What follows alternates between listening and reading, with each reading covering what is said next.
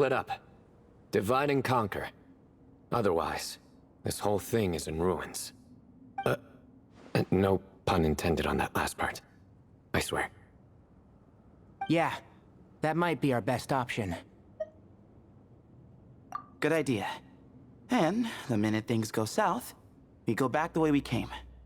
Ooh, this is getting exciting! So, who's teaming up with who? Paimon calls dibs on the Traveler!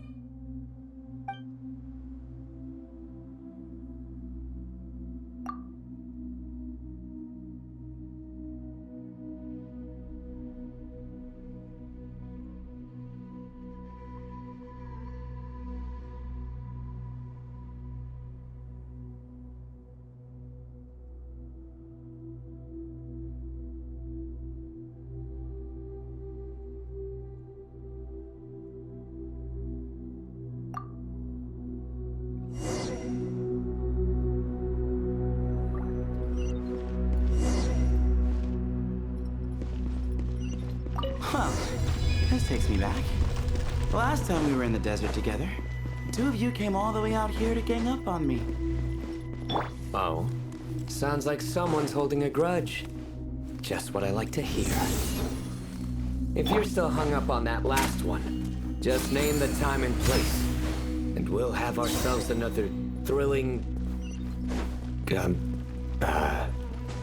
duel. This chamber is huge. I can't even imagine what it's used for. Oh. What's wrong? I seem to have stepped on some kind of stone slab. Huh. There's a pattern on this, but it's hard to make out with all the dust. Huh? Look! The shape seems to match the markings on the ground over there. Let's slot it in and see.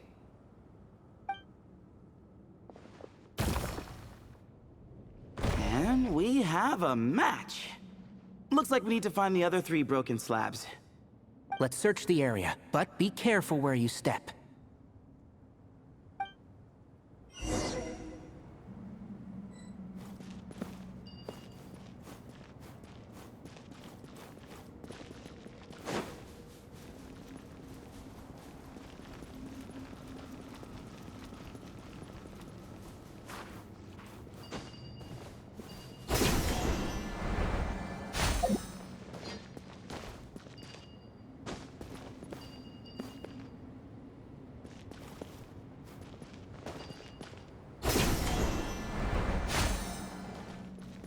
Ooh, got one!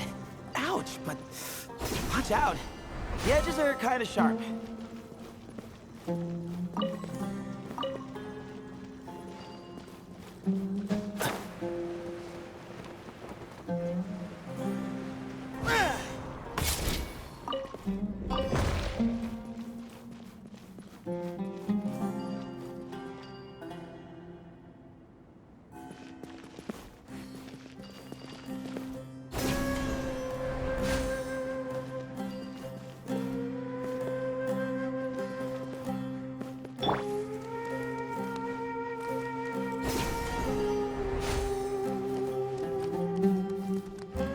Got the 3rd piece.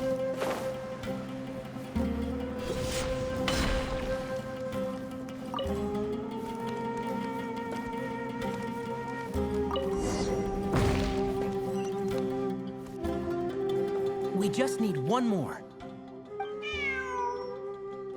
Huh. Look, a cat. Could it be the same one Jer mentioned? I don't think we need to worry about startling him. He doesn't seem afraid of people. Yeah. If anything, it seems like he wants us to follow.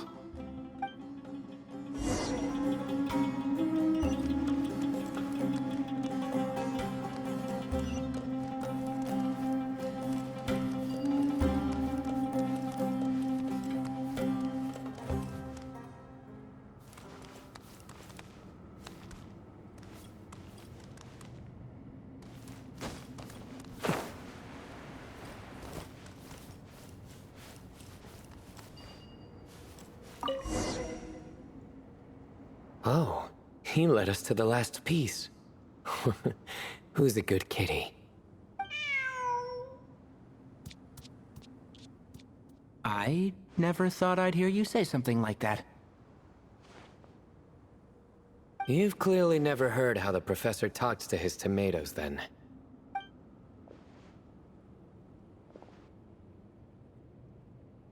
All right, well, that's that. Now, we need to figure out how to get rid of all this dust. Behold, the great Vayu Viastra. Be honest. You've been waiting to say that for how long now? Just activate the mechanism.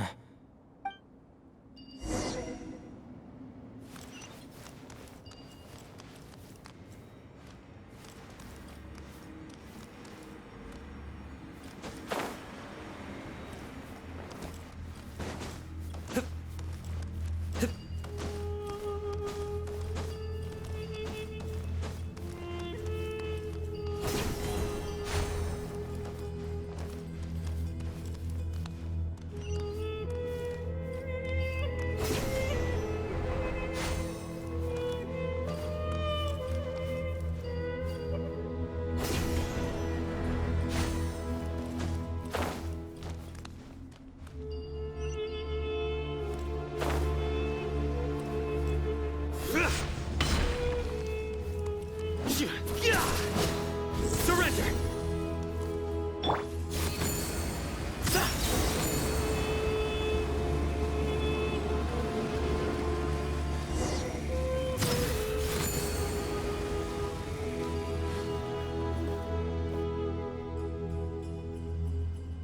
Huh. It worked. It's a picture of... 3 Hermanubises? That can't be right. The ears aren't vertical. Not true. And the looks fall short. My hat is much better looking.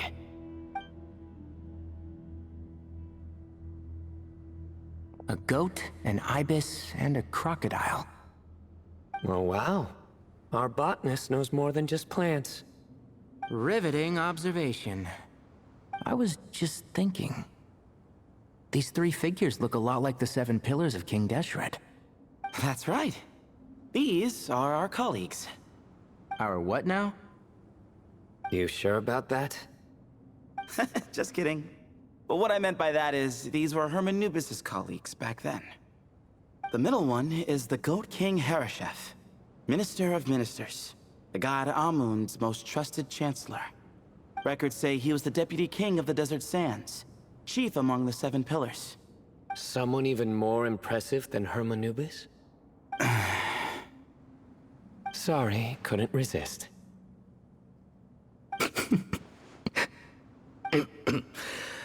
Okay, that was a good one. Wait, really? I've got so much more where that came from.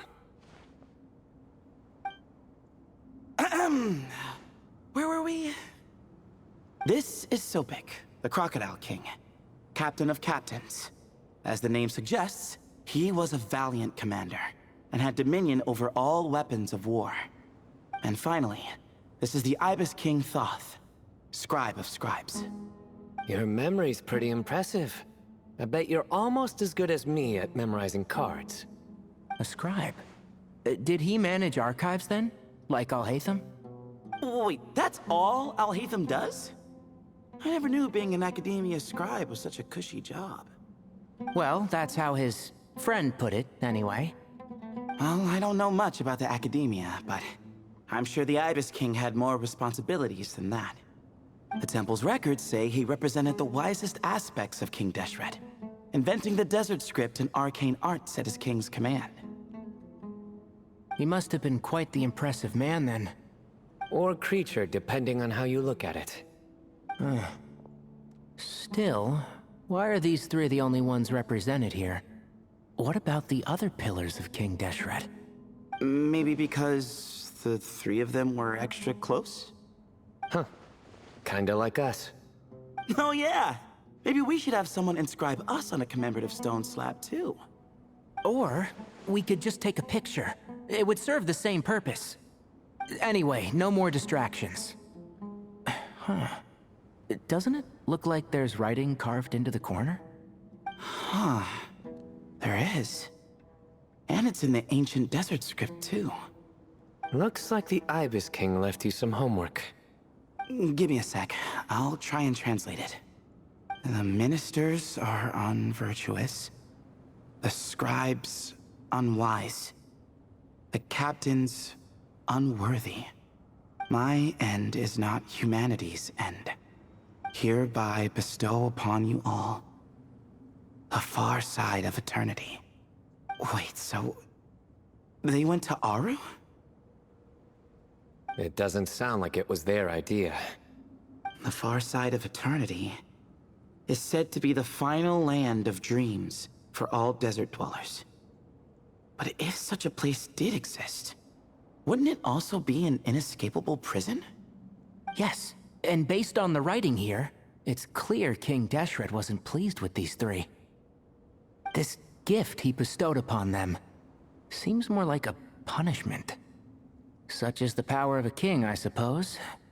Which means the goat's the one who got in the end. Huh. Yep, not as good the second time. What? Impossible. Well, looks like that's all we can learn here. Should we keep going? Yes, no time to waste.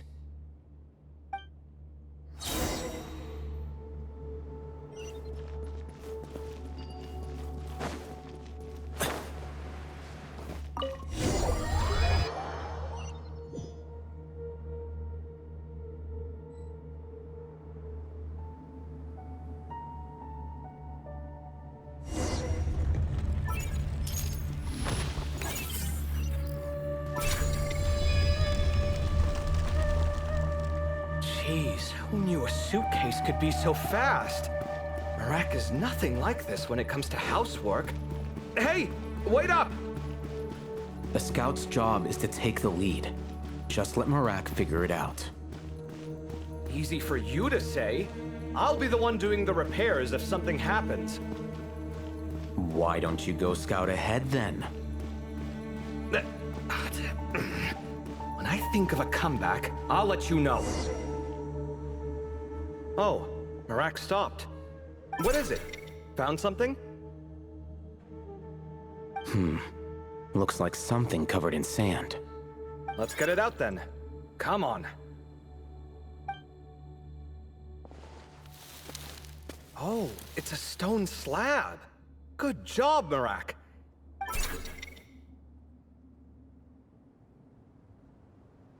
Let's take a look. Huh. Looks like this part of the picture goes over there?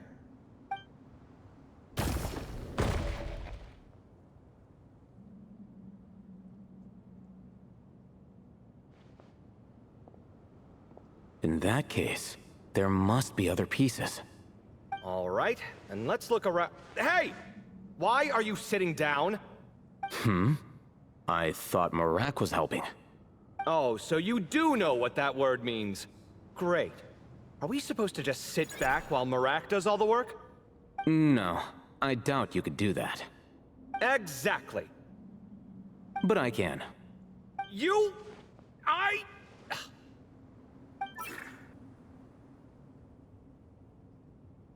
See? It's all coming back to me. How insufferable it is to work with this no-good, do-nothing... We could be more efficient, I agree. I'll work on this piece. You take care of the rest.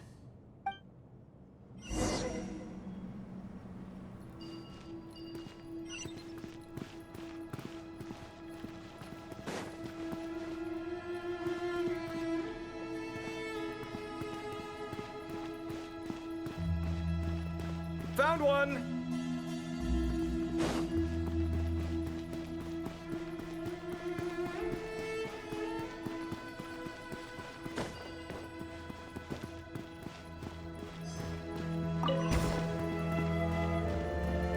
Good teamwork.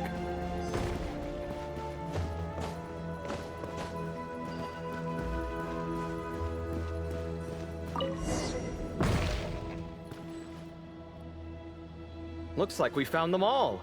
The pieces fit together like a glove. But we can't see what's on them. Turn around. Huh? Look. Oh, I've seen this before. It can create strong winds. Just what we need to clean off the slab. Come on, let's... Hey! Don't worry about me. If I sit here, I won't be in the way. Oh, you don't want to be in the way? Then sit right in front, so the device can blow you straight back to Sumeru City.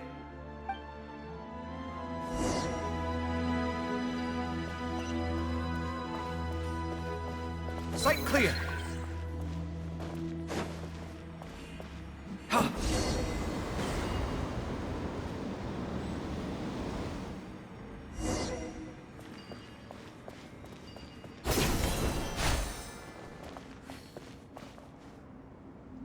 Done. Huh. That's one big cat. And there's a shattered crown. I think it's depicting some kind of story. Look, there's writing too. The Ibis King answered the young noble, granting him the wisdom he sought. But the fragile crown was shattered by lies in the end. Here I leave the name, Gudars. Gudars. I've seen that name in a history book before. He was a young noble who sought to save his realm, and a king who once united the desert. That's right. Although his methods were rather shameful. During his long reign, he betrayed his family and the nobles who supported him, only realizing the error of his ways after his enemies left him nowhere to turn. But by then, it was too late. Seems like a common occurrence across history. Different people, same mistakes.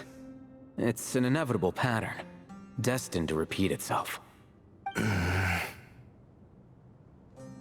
The writing mentions the Ibis King, but a cat is depicted here. Does that mean... So far, what's depicted on the slab seems true to history.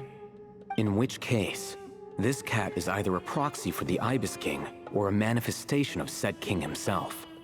Exaggeration is a common method ancient records use to highlight a being of higher status. And as we know, Layla and Jur both heard the sound of a cat while escaping the ruin.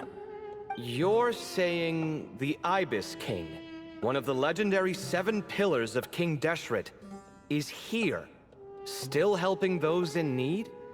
I'm saying we can't rule it out.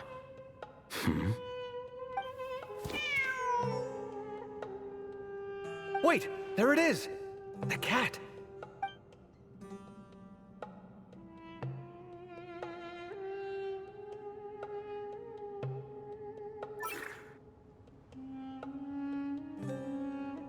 Ah! Marak went after him! The cat's showing us the way forward. Come, let's follow. Okay.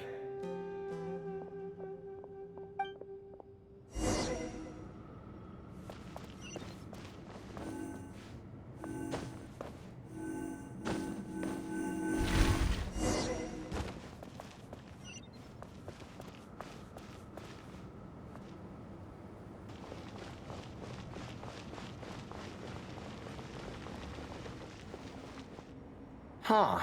The cat's... gone. Yes, but look where he led us. Oh. Another slab. It looks similar to the last one.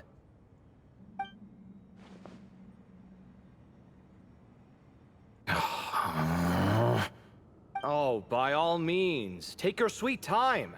Wouldn't want you to overexert yourself.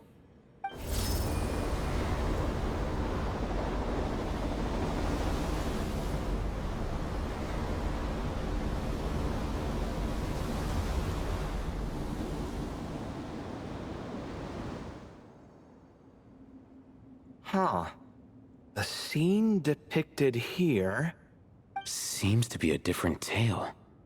The Ibis King answered the Jinn-blooded dancing girl, granting her the wisdom she sought. But enemies plotted to kill her close kin. Snake venom was her self-chosen end. Here I leave the name. Makaira. The Temptress of Woe? You've heard of her? Of course. I don't just sit around doodling all day. She's mentioned in tons of papers about the desert. As I recall, she was given as a gift to the Tyrant King of Gurabad, and later seized the opportunity to kill him. After getting her vengeance, she reigned as queen for many years, until her enemies attempted a coup, and she took her own life. That's more or less the version I've read as well. It seems this queen also had dealings with the Ibis King. Yeah, I'm starting to find this whole granting wisdom business a bit concerning. I mean, considering how Gudars and Makaira ended up, it might not have been a good thing. But, at the same time, if the cat guiding us is linked to the Ibis King, then he doesn't seem like a villain either.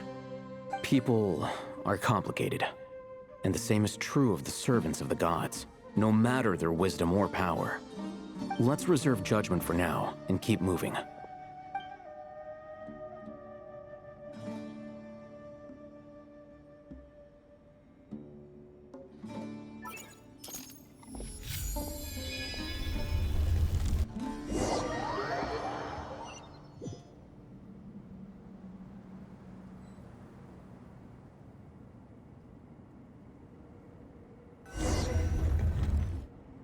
Oh, Paimon meant to ask earlier.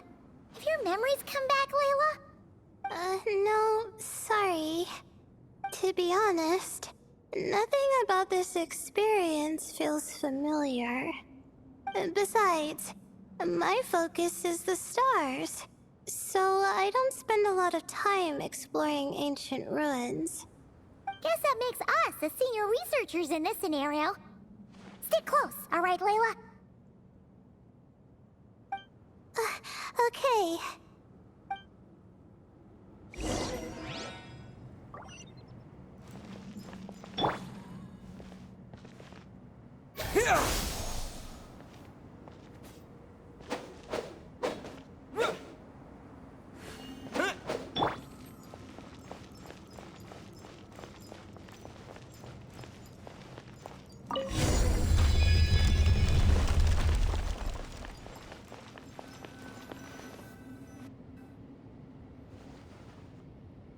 Wow. What a tall ceiling. Yeah. But for such a big place, it's so empty. Like no one ever lived here. Sure must have been boring to live in ancient times, staring at ceilings all day. Now that you mention it, I've heard some people used to draw star maps on their vaulted ceilings. Some might even make them transparent to better observe the movement of the stars. It sounds so nice. Stargazing from the comfort of your own home. Wait a second. I think I see something up there. Huh? How is Paimon supposed to do that? Oh, right. Flying. Duh. Alright. Sit tight, everyone. Adventurer Paimon will be right back.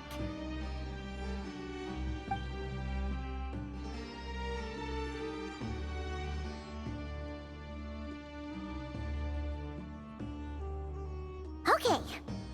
So, there's nothing super special up there. Just a couple of shelves, tables, jars, and scrolls. And a whole bunch of dust, dirt, and sand. You really want to search through all that stuff? Well, when you put it that way... Come on then, let's see what we've got. Paimon's hoping for something super valuable. Thanks. I'll stick close.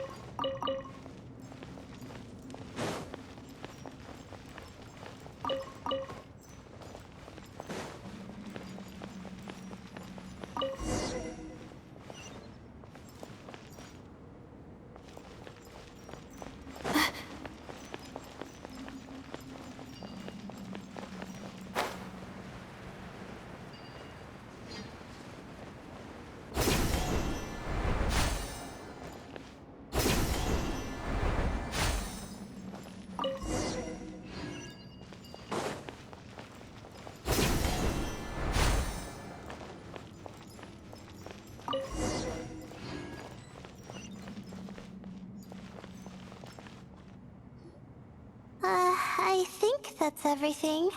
Most of the documents are in the ancient desert script, except these ones. These seem old as well, but the handwriting makes them stand out. Right! Let's arrange them in chronological order before we read through.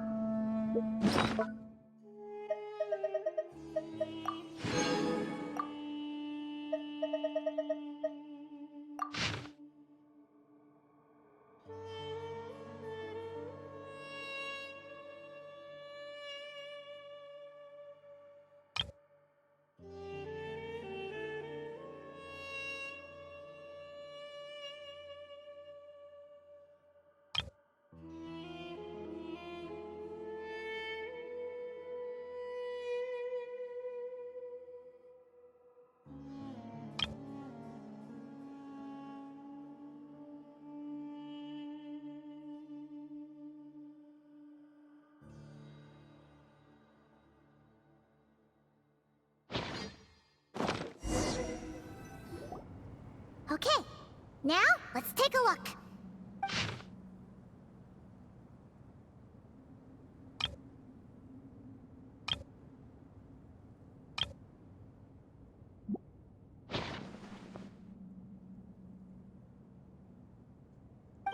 Maybe this person fell in by accident, like Mr. Jur and me. Yeah, maybe. But they don't sound super worried about their situation.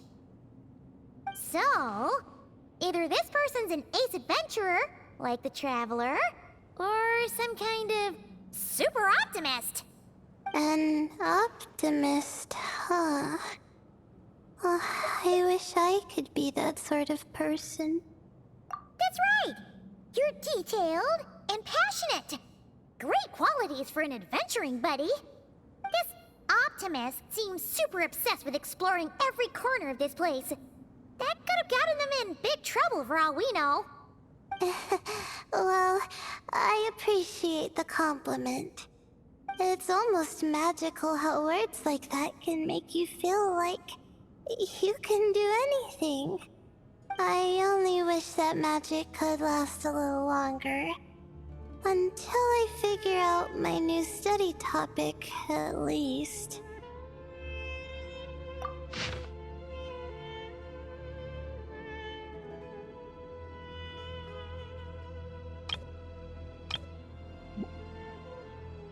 Oh, looks like you were spot on, Paimon. See? Told ya! That's what happens when you don't think things through. And all this talk about seniors and juniors, he was a student just like you, Layla. Whew, he sure talks a big talk for a student, though. You'd think he was some kind of old scholar instead. Huh. What is it? Did Paimon say something wrong? No, not at all. I was just thinking, and this might sound rude, but the way this person speaks is just so... you notice too. I mean, it's good that he helped treat his companion's wound, but it didn't seem like it was out of kindness. More like he was looking out for his own self-interest, or thought he could get something out of it. I don't know. Maybe I'm reading too much into it. Yeah. If you're both in this dangerous situation together, wouldn't you mention them at least once? If it were Paimon, she would write down the name of every single person she was with. No one would be able to get away. Actually, I find Paimon's approach quite sensible. It makes sense from a safety perspective, too. That way, if anyone came to the rescue, the notes would be able to tell them everything they needed to know. Whoa! That's genius-level thinking! Well, I learned that from Madame Farazan, actually. I'm not speaking from personal experience or anything. Oh, no. I'm just a student. It's fine. You taught us something, so you're our teacher. Simple as that. Anyway, from the looks of things, the student who left these notes behind was pretty weird. Let's keep reading.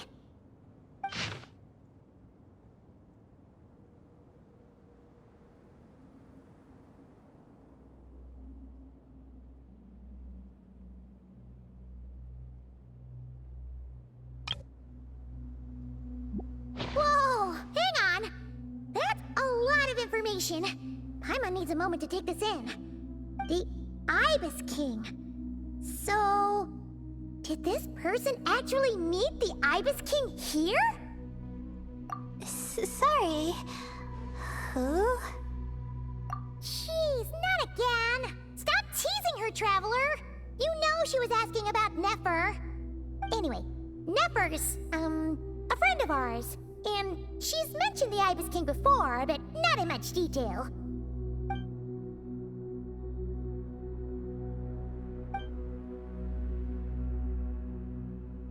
Oh, I see. Well, that's not too surprising.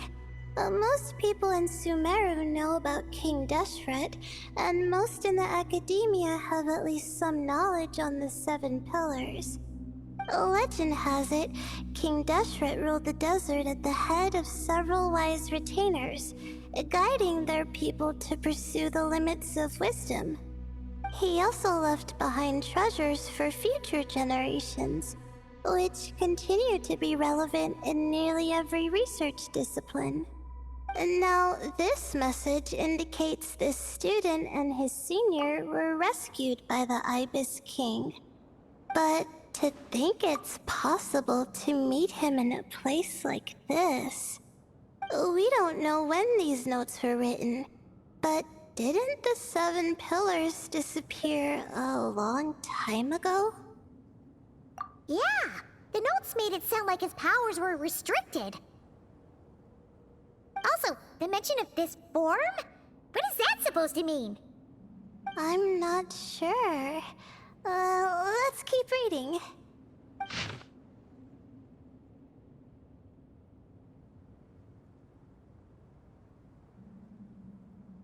Oh, this is the last page. There's even a signature at the end. Well, sounds like they made it out. Guess it was a happy ending after all. Wait. But it says, the Ibis King cannot be trusted. Huh. Our friend said something similar. That the Ibis King was a liar. And the notes did make it seem like something wasn't quite right with him. Maybe he wasn't one of the Seven Pillars at all, but some kind of con artist. Great, Ibis King! If you heard that, Paimon didn't mean it. Please forgive her. Don't trap us here. I think Paimon raises a good point. Let's keep our guard up just in case. Alright, I think that's all the clues around here. How about we... Oh, it's Marak! That means Kaveh and the others should be around here, right? Hello? Anyone up there? Can you hear us? Yeah, we can! You know, sound travels just fine in an empty chamber like this. You don't have to shout. Of course, if you're shouting to express your excitement at being reunited, by all means, pretend I never said anything. Yelling like this is kinda exhausting. Come on, let's head back down.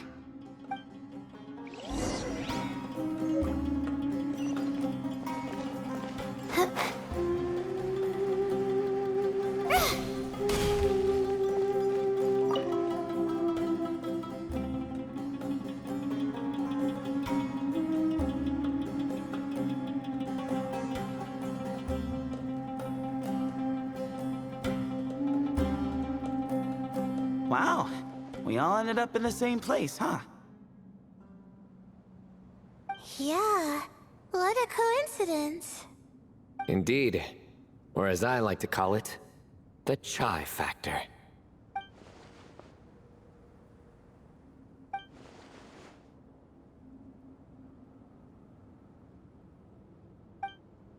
Uh...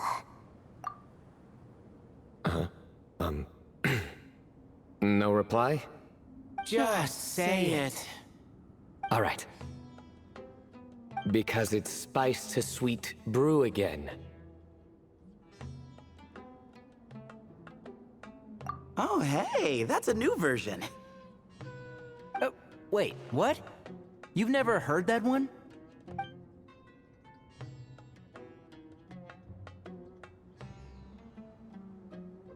What are you looking for?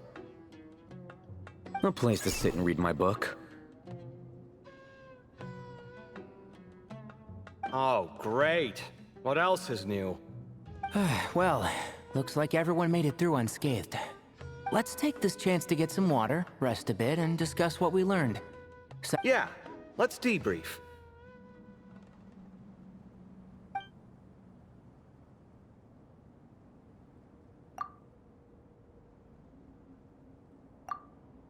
Okay, so we all learned a lot, but it feels like we ended up with even more questions. Yeah, but one thing's for sure. This place is tied to the Ibis King in some way. Hey, Sino.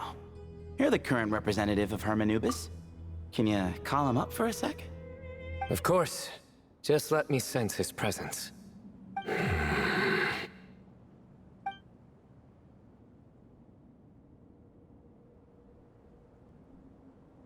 Just kidding.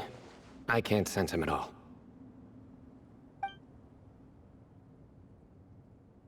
Jeez, Sethos. Did you set him up for that one? What are you? A two-man? Sorry. Hermanubis isn't like the Ibis King. He can possess me, but I can't talk to him whenever I want.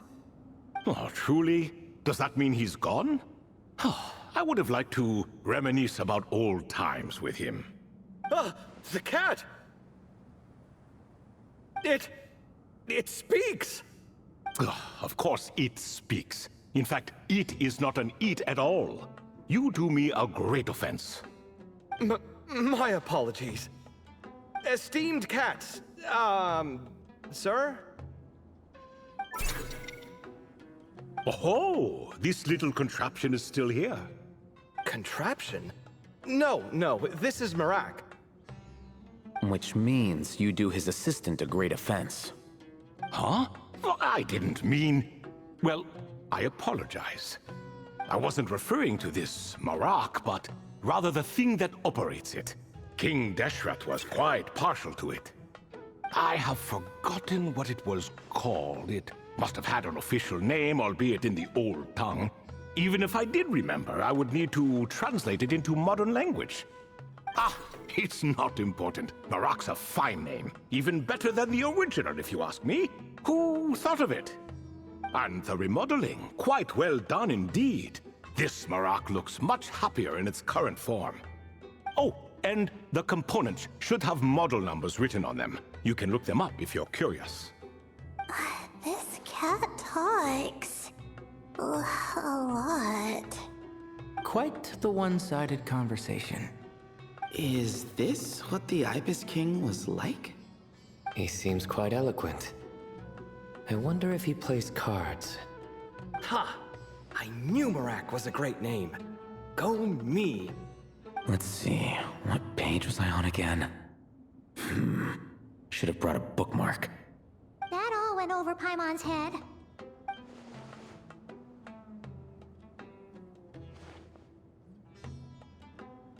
Hello indeed. For you to know my name. Yes, I was not mistaken.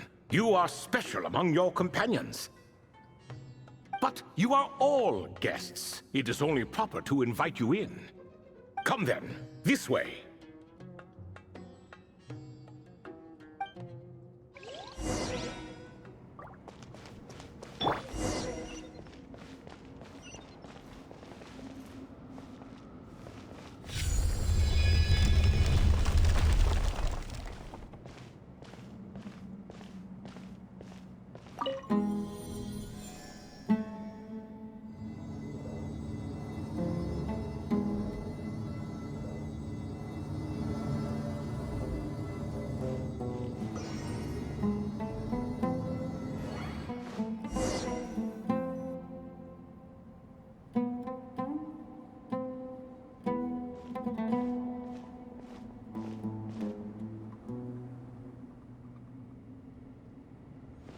Welcome to my humble abode. Oh, your house sure is spacious, Lord Ibis King. I fear it's not quite what it used to be. In fact, it has long ceased to be my home at all. It belongs to the descendants of the cats I once raised. Such adorable creatures, aren't they? Take the one I'm borrowing here, for instance. A chubby fellow with such lovely fur. Anyway, tradition dictates that a special guest such as yourself be presented with a gift. Alas, it's a first-come, first-served basis, you see. I fear with the passage of time, none are left. What? So the treasure's gone already? Treasure, you say? Not an inaccurate description. Yes, and no. I have the power to grant gifts inaccessible to the masses. The only requirement is answering a question. Not a bad deal, yes? Of course, my questions were given unto me by King Deshret, who in turn received them from the Mistress of Flowers. There are 3, and no more. What causes our rise and fall? What obliterates love and hate? What determines truth and falsehood? The more he talks, the less Paimon understands. I see. That must mean Gudars and Makaira managed to answer 2 of the 3. Another who understands. Oh, so that's the event those 2 slabs are depicting. Ah, priests and their records. A singular obsession, and quite boring, too. After being imprisoned within Aru, I could, on occasion, take the form of a cat to converse with those around me. But I despised speaking to them. No conversational skills whatsoever. Now, humans like you who stumble in here from time to time, you are much more interesting. Hold on, we're getting off topic again. The 3 questions you just mentioned? What are they for, exactly? Ah, that is a story that begins with King Deshret. And we're in for another long one. Nostalgia for the past is common to us all, is it not? And our king, he was such a proud, solemn man in those days. He watched us speak of the present and the future, of the wisdom we possessed, or were about to obtain. We were his proud retainers, confident in our belief that, so long as each one of us used our abilities to the fullest, progress was inevitable. Yet, King Deshret's ambition was not destined to be allowed in a closed-off world such as this. So nothing went as planned. In fact, from the beginning, there were signs an outcome of this nature was inevitable. Because although there were 7 pillars, one was forever absent.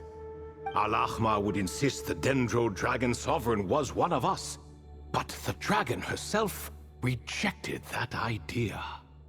Huh. Like a card you can never seem to draw from your deck. More like a card that was never in the deck to begin with. Alas, that's just who Al-Ahmar was. There was nothing we could do about that. And I always preferred chess to cards. In the end, life grew unbearable for our king. But of course, those who remain must continue to live on. But subjects like us were less fortunate. After all, the fate of a retainer is decided by the king, including the chance to walk away. So it was then that King Deshret had Kroko, Goti, and I locked up within Aru, where we remain to this day. Krako. Goti? Ah, of course. You're more familiar with their full names. Sobek, the Crocodile King, and Hereshef, the Goat King. And let me tell you, when it comes to chess, Hereshef was a habitual backseat strategist, always spewing nonsense from the sidelines. Well, Sobek was all too quick to take his terrible advice, to the point where I was the one who got accused of cheating. Chess is an exercise in patience, and that man couldn't sit still to save his life. He could never excel at that game. In fact, neither of them were good at chess. Even so, we played together often, and since I was always the winner, we got along quite well. What are you laughing at? Were we not good friends? No one's laughing. Paimon would never. No, not you. It's Goatee. He's laughing for no reason again. Can you not hear him? Ah, right. Of course you can't. The two of them are inside Aru, as am I, so only I can hear them. What is even going on here? Has he, like, started to lose it after being trapped for so long? That does happen to prisoners serving life sentences. Speaking of which, how's Azar doing these days? I doubt he's doing much of anything. Just what I wanted to hear.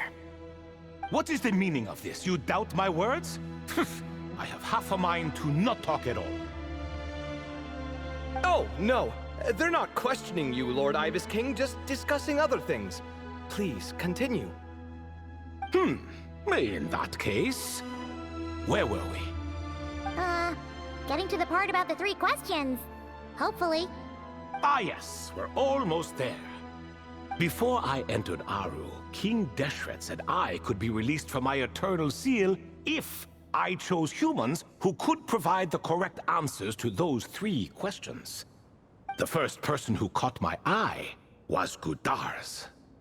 I asked him, what causes our rise and fall? He answered, conspiracy and betrayal, for it renders the righteous and wise unable to succeed, and thus nations fall. I found his answer quite interesting, so I bestowed upon him the power to deceive. The second human I chose was Makaira. I asked her, what obliterates love and hate? She said unto me, I have nothing left to lose. Vengeance alone can quench both love and hate. I found this to be another fascinating response, so I granted her the power to be loved. But both of them ended up... Now then, young one, riddle me this. Did their answers point to this fate, or was it the power I bestowed upon them that determined their end? I'm just an observer who doesn't understand their circumstances, so I can't answer. A clever reply. I do not wish to comment either. It is all in the past at this point. My only wish was for their answers to be acknowledged by King Deshret's rules, and bring me one step closer to freedom. As for the final person, her fate remains to be seen, so I will not reveal her name.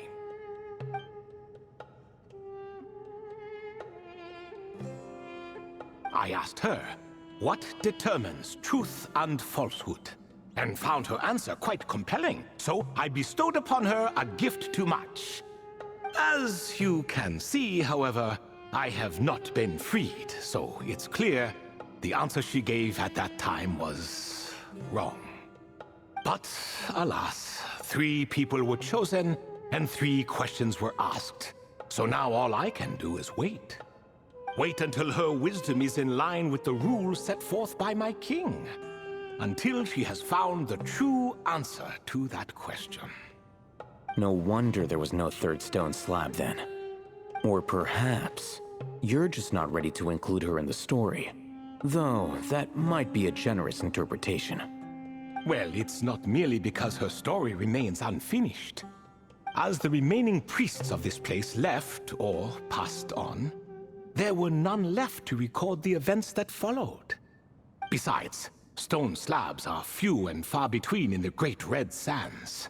In the sprawling desert, very few things or people even manage to leave a trace.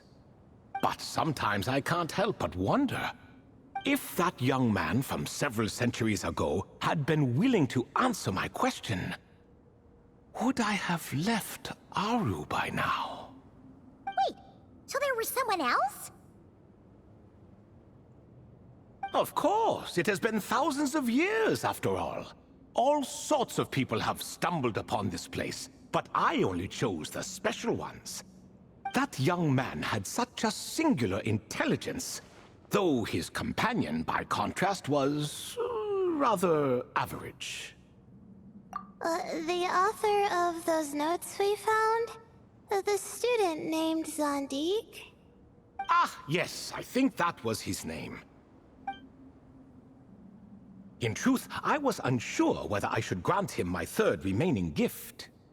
He was, of course, exceedingly clever, but he was also mistrustful and narcissistic in equal measure, and there did not seem to be a line he was unwilling to cross.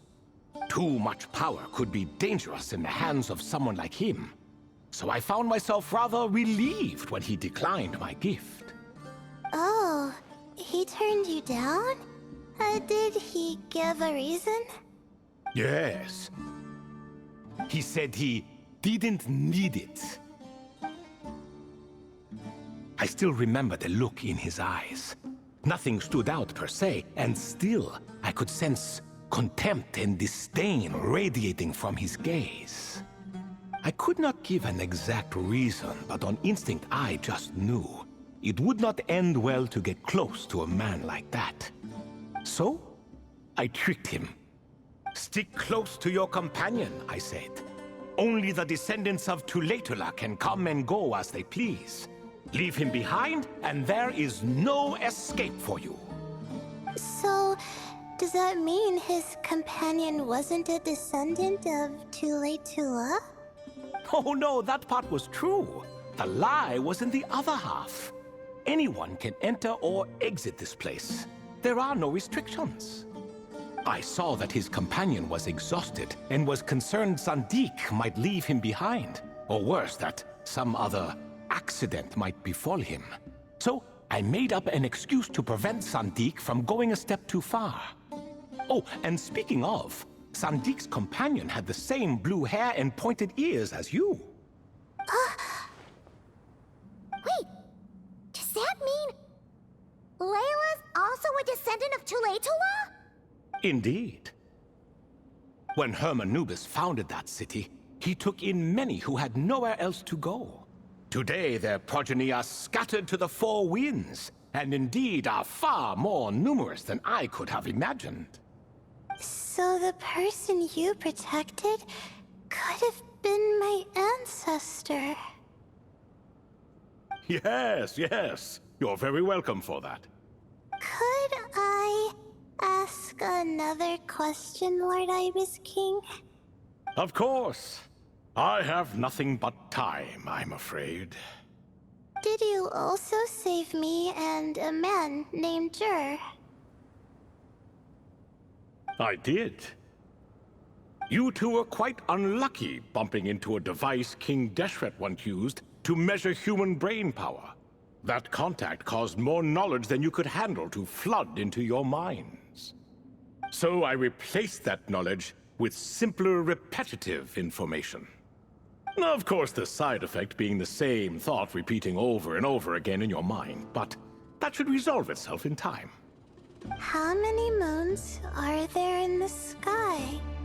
Yes, that was the phrase I used in your head. I forgot the other one, though. I believe it had something to do with food. Both were spur-of-the-moment decisions, so no need to dwell on the meaning too much.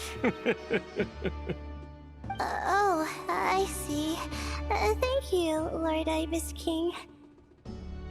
As I said, young one, you are most welcome.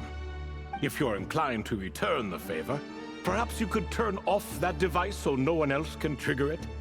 There's only so much a cat's paw can do, so I'm afraid this is something I must leave to you.